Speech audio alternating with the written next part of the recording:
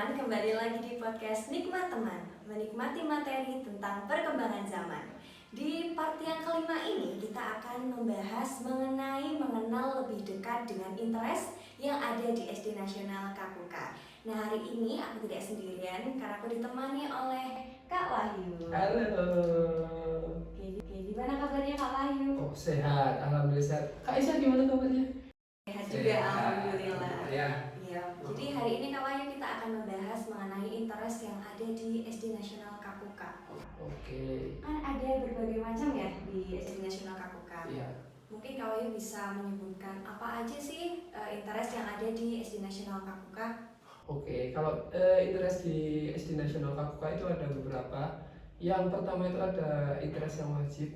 Di kita itu ada dua interest wajib, yaitu yang pertama ada pramuka, yang kedua ada spiritual. Ya, itu yang wajib yang memang harus diikuti oleh mahasiswa ya, Kak. Kemudian yang selanjutnya itu ada ekstrakurikuler atau interest pilihan, yang di situ ada tari, kemudian ada kewirausahaan, ada kempo, ada musik, kemudian ada TIK, dan ada shadow teacher. Gitu. Cukup banyak ya Kak ternyata Ya. interest di SD Nasional Kapuka. Nah, kalau interest di SD Nasional Kapuka ini sama aja kayak ekstrakurikuler nggak sih? Ya sebenarnya sama, tapi ini setidaknya dari anak-anaknya sendiri pun juga sangat tertarik ya, karena memang ketika diminta untuk mengikuti ekstrakurikuler tersebut atau interest itu mereka mengikutinya dengan sangat antusias. Jadi itu bukan karena memang hanya ikut-ikutan aja atau bahkan kayak cuma ikut temen lah. Karena kadang kita kalau misalkan inget ya dulu waktu kita masih sekolah ya, kita kalau sekolah kan kadang kayak gitu, aku mau ikut ekstra apa. Kalau dulu kalau saya itu pernah ikut PMR itu saya bukan karena memang minat ya, tapi karena dilalah, kecantol teman saya ikut PMR, terus saya biasanya pulang bareng, hanya sering ke situ, akhirnya mau nggak mau ikut PMR. Tapi kalau di sini enggak, jadi dari anak-anaknya memang dengan kesadaran diri mengetahui apa ya potensi dari mereka, sehingga mereka memang memilih ekstrakurikuler tersebut atau interest tersebut, seperti itu. Berarti anak-anak di SD Nasional Kapuka itu mereka yang pertama sangat antusias gitu kan, dengan interest yang atau peminatan yang mereka pilih gitu Ya, dan betul. mereka memilihnya tentunya berdasarkan keinginan sendiri gitu ya, bukan Iya. karena teman. Tapi nggak ada yang kayak aku mau ikut ini gitu, pernah ada kasus kayak gitu nggak? Ya, kalau namanya anak ya mungkin ada beberapa, tapi tetap saja ketika pun mereka ikut-ikutan, mereka kan ketika masuk mau memilih interest kan sempat diingatkan juga oleh wali kelas tentang ini benar-benar yang kalian mau nggak sih? Terus di situ ada berapa tanggung jawab, konsekuensi yang harus diambil, dan komitmen yang harus diambil ketika ikut ekstra tersebut. Jadi tidak serta-merta cuma ikut yuk senang, setelah itu bosan ganti, itu enggak. Jadi mereka memang benar-benar ayo, ini salah satu wadah buat kalian mengembangkan diri loh, jadi silakan dipilih dengan sebaik-baiknya itu. Makanya ya mungkin tetap ada satu atau dua, tapi mayoritas di situ memang memilih dengan keinginan sendiri atau dengan minat yang mereka sendiri, seperti itu, Pak. Berarti cukup bagus ya Kak, anak-anaknya udah bisa memilih interest berdasarkan yang mereka emang benar-benar minati. Iya, betul. Nah, kalau Kak Wahyu sendiri pengampu di interest juga atau enggak? Kak Wahyu kebetulan juga pengampu di interest. Kalau sebelumnya itu Kak Wahyu mengampu interest bahasa. Dulu kan di SD Nasional Kapuka ada juga interest bahasa yang disitu mengajarkan bahasa Inggris dan bahasa Jepang. Nah, untuk kali ini di sini saya menjadi pengampu di interest TIK atau Teknologi Informasi dan Komputer ya kalau nggak salah itu. Oke. Kalau kegiatannya di TIK sendiri, di interest TIK itu ada apa aja Kak biasanya? Ya, kalau di kita lebih ke sharing ke anak-anak terkait dengan teknologi digital, yang di situ itu tidak hanya terbatas tentang, kadang kalau kita ingat yang namanya TIK itu hanya terfokus sama yang namanya harus menggunakan laptop, harus menggunakan PC, dan kan tidak semua dari anak-anak kita kan pernah belajar atau megang atau bahkan mungkin punya di rumah. Jadi di sini kita benar-benar berusaha memfasilitasi agar apa yang kita sampaikan itu memang bisa dipraktekkan, baik menggunakan komputer atau menggunakan laptop itu sendiri. Jadi kita menyampaikan, kalau terakhir itu juga sudah ada materi itu terkait dengan stop motion. Jadi anak-anak kita ajarkan membuat stop motion sederhana. Jadi misalkan kalau biasanya stop motion kan kalau kita lihat tuh ada yang orang jalan gerak perlahan dan melakukan sebuah kegiatan. Nah, tapi kalau yang anak-anak itu bisa dibebaskan, dan ada yang memang contoh itu ada yang membuat video pensil itu jalan terus masuk ke rautan pensilnya itu sendiri. Nah itu ketika saya tanya habis berapa foto itu Mas, itu habis sekitar ada sekitar 20 atau 40 lebih. Itu baru untuk membuat stop motion yang dengan durasi nggak nyampe 10 detik kayak gitu. Tapi di situ benar-benar ada sesuatu yang memang bisa dikembangkan dari anak. Ternyata anak ketika membuat yang seperti itu juga bisa gitu loh. Gitu. Dan dengan materi yang tidak terlalu sulit, tidak harus menggunakan skrip yang panjang atau kita harus briefing dengan waktu yang lama gitu. Tapi anak-anak bisa berkreasi dengan kreativitasnya anak masing-masing seperti itu. Gitu. Berarti kegiatannya cukup banyak ya Kak? Iya. Kalau dulu zamannya saya waktu TIK, itu kan kayak cuman kita dikasih teks, ayo diketik gitu, cuman kayak gitu. Karena TIK kan di pikiran orang-orang itu kan tentang Microsoft gitu kan, kayak Microsoft Excel, Microsoft Word, PowerPoint.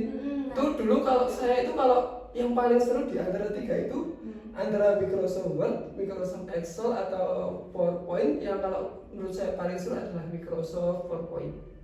Itu karena kita tinggal menganimasikan kan. Kalau Microsoft Word kita ya biasalah, nggak beda jauh antara ngetik di komputer sama nulis di buku. Nulis lagi, kita udah capek nulis di kelas, masih harus ngetik lagi. Nah itu kadang sebuah rutinitas. Kadang kita sendiri merasa bosan ketika melakukan itu. Kalau di Excel juga harus ngapalin rumus. Ingat nggak rumusnya apa aja kalau di Excel? Iya, apa ya? Nggak tahu Excel, apa itu Excel? Tahu, tapi maksudnya nggak mau pelajari lebih dalam. Karena fokusnya itu kayak di Microsoft Word sama di PowerPoint. Kalau Excel belum ya? Belum. Kalau saya itu waktu itu pas SMP itu udah diajarin Microsoft Excel. Tapi ya paling cuma dikasih ya rumus yang sederhana kayak misalkan sama dengan terus ditambah sama sel mana. Udah kayak gitu tuh, simple. Ya sih kalau di ekstra kita untuk awalan memang sempat dikenalkan dengan Office ya, Microsoft Office, tapi itu tetap diselang-seling. Jadi Microsoft Office kita pakainya spreadsheet. Kalau yang Word kita pakainya yang Google Dokumen. Jadi nanti di situ anak tidak hanya belajar ngetik, tapi misalkan ketika pekerjaan itu sudah selesai, nah itu nanti linknya itu bisa di-share melalui email. Kan jadi anak belajar apa lagi selain ngetik? Kirim email. Selain itu sebelum dikirim email agar linknya itu bisa kebaca, berarti diapain? Biar kita tuh nggak harus ngetik panjang-panjang. Nah itu diapain? Dipendekkan menggunakan link shorter atau pemendek link. Jadi itu anak juga pelatihan juga membuat pemendekkan link. Tapi ketika mau masuk ke pemendek link itu sendiri, itu anak juga masih harus belajar lagi buat akun. Di situ kan otomatis kan ketika kita memendekkan link kan mau nggak mau kan di situs manapun kan tetap harus ada akun ya buat backup semua link yang sudah di situ kan. Nah itu jadi double. Jadi di kita memang untuk pembelajarannya harapannya tidak hanya fokus di satu materi aja, tapi kayak itulah 3-in-1 lah ya. Semuanya sudah masuk dalam satu paket, dan ya itu kalau menurut saya lebih seru daripada kita harus menghafalkan satu materi atau kita fokus ngapalin rumus sum atau rumus apa. Itu kan ya memang ketika anak untuk menghafalkan memang lebih mudah ya kalau sering diulang-ulang. Tapi kan kadang kan jangan anak-anak lah, kita sendiri ketika melakukan sebuah kegiatan atau apapun itu yang sama terus berulang-ulang. Kadang kita merasa bosan gitu. Kita butuh sebuah alternatif atau sebuah perubahan dikit-dikit lah. Jadi biar apa yang kita lakukan itu tidak terasa membosankan gitu. Itu Ternyata sih. seru banget ya kegiatannya di TIK tuh, ternyata tuh nggak cuman kayak ngetik gitu, ternyata ada Iya. banyak sekali. Iya. Nah, ada pengalaman menarik nggak Kak dari mengajar atau mengampu TIK? Ada, tentu aja ada Kak. Jadi satu hal yang membuat saya itu merasa semangat ketika ngajar di TIK itu adalah satu. Jadi ketika dulu kalau saya selalu membandingkan dengan masa lalu ya. Bukan berarti saya itu tidak bisa lepas dari masa lalu, itu bukan, tapi itu ya jadi pembanding aja. Jadi dulu itu kalau kita ikut ekstrakurikuler, entah apapun itu, bahkan ketika kita mau ikut, hari ini ada ekstra apa? Aduh, udah siang-siang, capek, masih harus ikut ekstra. Kan kita sering mikirnya kayak gitu ya, dapat pulang, atau bahkan kepikiran buat bolos dulu kan waktu SMA. Saya ya, maaf ya Kak, saya dulu kayak gitu. Jadi kadang suka itu kayak gitu, iseng karena jenuh memang kalau memang untuk ikut ekstra. Nah, tapi kalau di sini waktu saya mampu ekstra TIK itu kan ekstra TIK kan dimulai sekitar pukul 1 ya, itu kadang ada yang ketika sudah pukul setengah 1, baru setengah 1 itu sudah datang ke kantor. Kak, nanti jam berapa TIK-nya?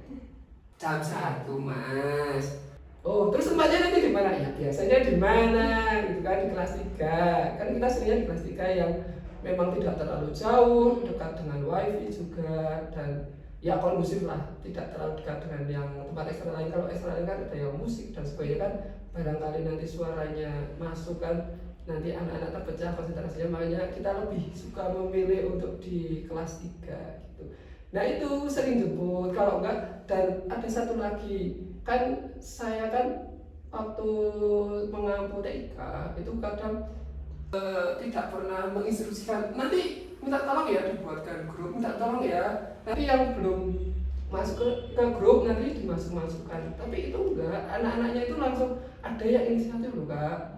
Jadi ada yang inisiatif, dia tuh membuat grup, anak-anaknya itu yang memang sudah dia tahu itu nomor HP-nya apa siapa aja, itu nanti dimasukin ke grup.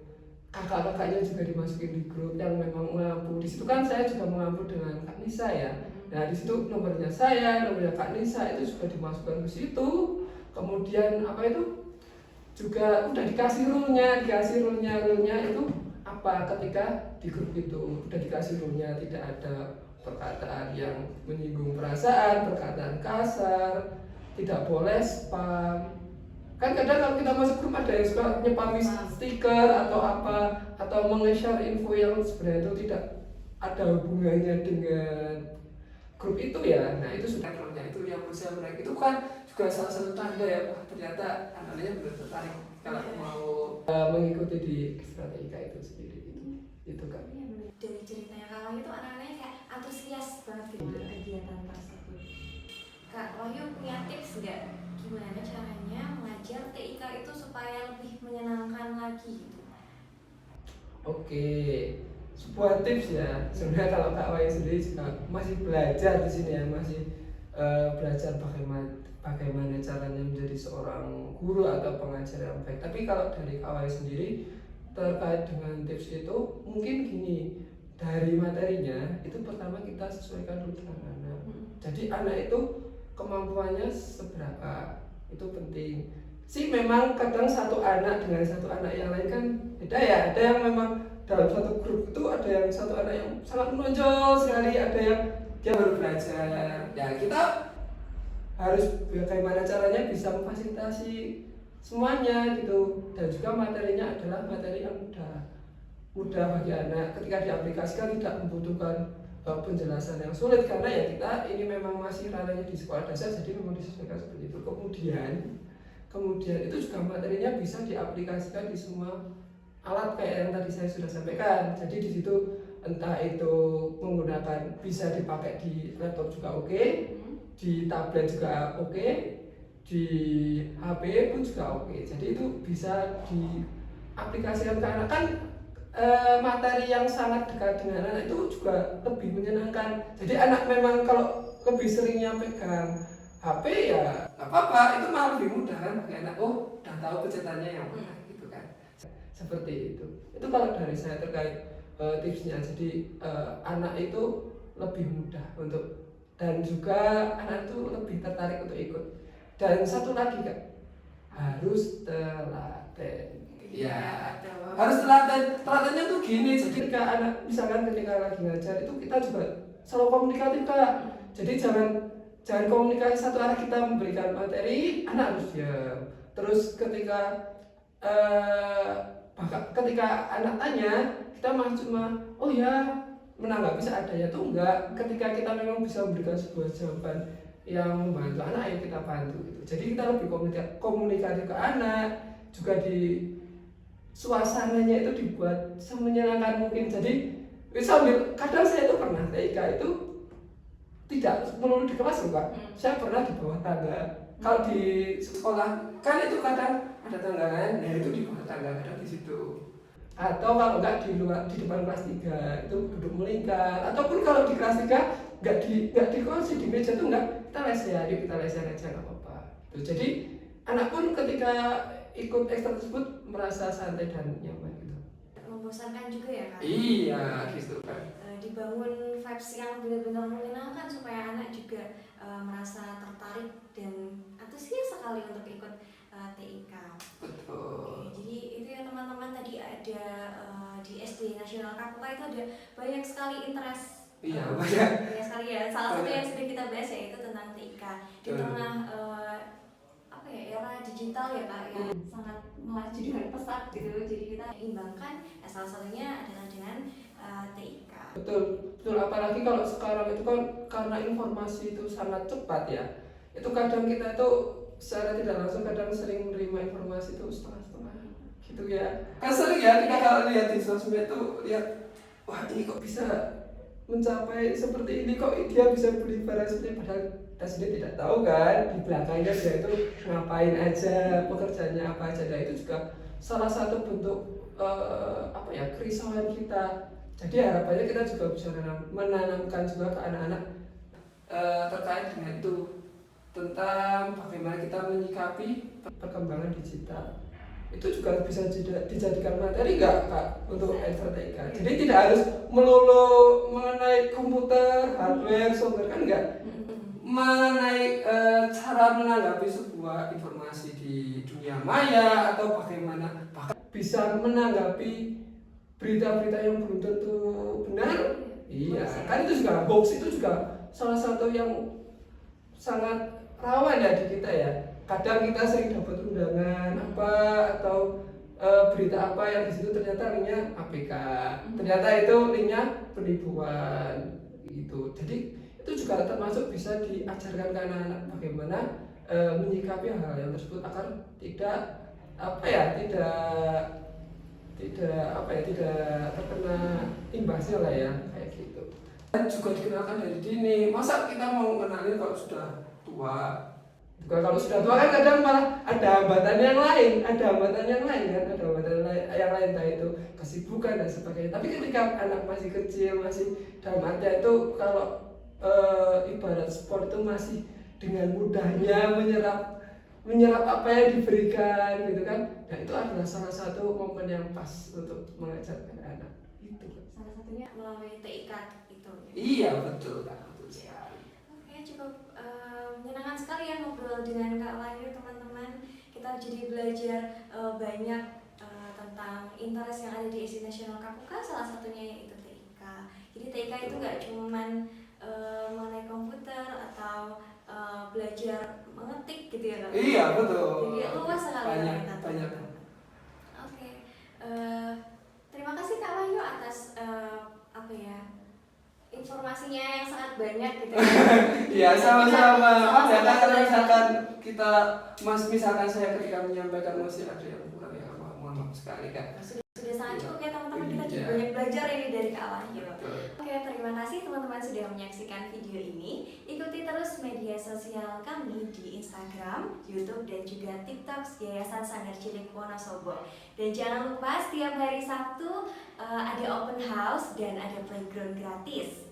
Sampai jumpa di podcast berikutnya. Terima kasih.